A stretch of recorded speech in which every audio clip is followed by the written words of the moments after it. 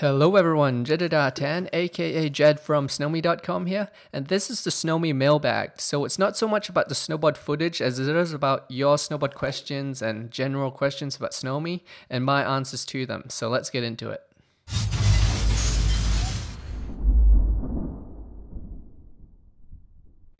Okay, so firstly, the footage that's playing in the background is a powder day in Whistler. I'm just riding through $1,000,000 trees in Whistler with a few of my snowboard instructor friends, and we're just having fun, you know? It's one of those days in Whistler where you're really happy to be in Whistler and to be a snowboarder. Okay, so the most common questions I got were related to how did I get into the snowboarding thing and snowboard blogging and running this website and living in Whistler snowboarding every day. And yeah, I'm happy to talk about that. So about 6 or 7 years ago, roughly about that time, I was in uni in Australia and I was studying commerce.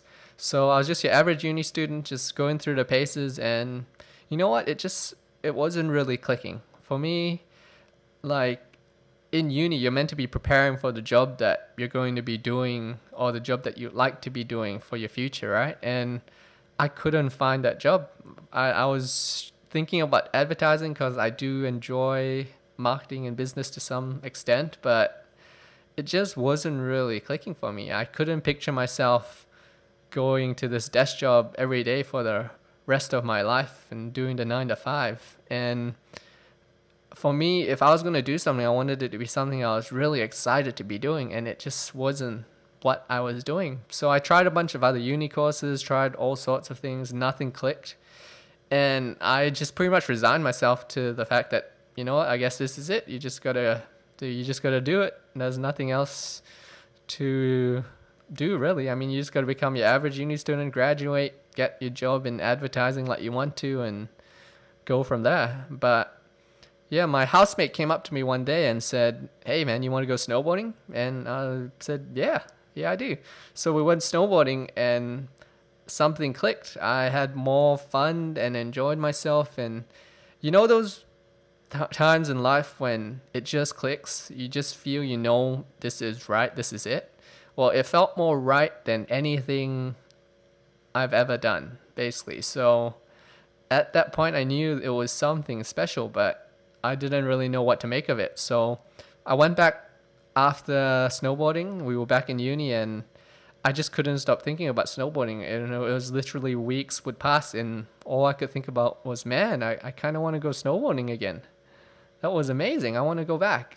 And so eventually I just decided, you know what, if that's what makes you happy and that's something that really you're going to be passionate about, then you can find a way to make it work. And so literally then and there, I decided I was quitting uni. I called up my parents and said, "Hey, this isn't working for me. I'm gonna save up money and move to Whistler."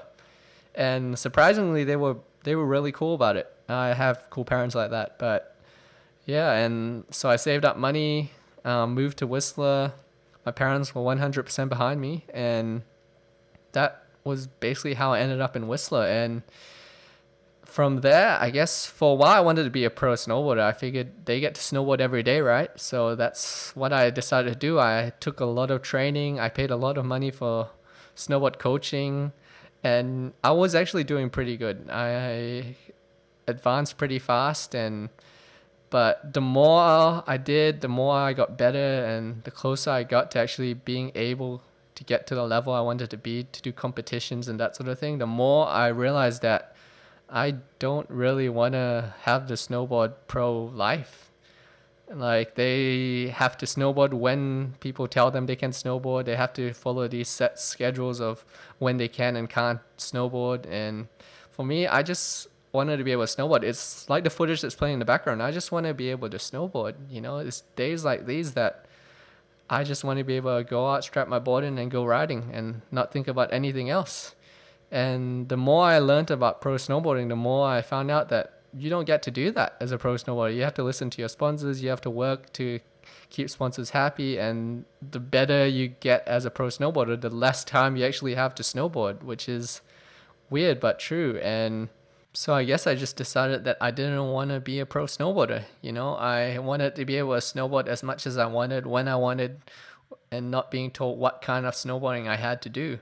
And that's when I started trying a bunch of other projects. And all I knew was that there was a lot of things I learned from all the freestyle training and all those years chasing and trying to become a good competitive snowboarder.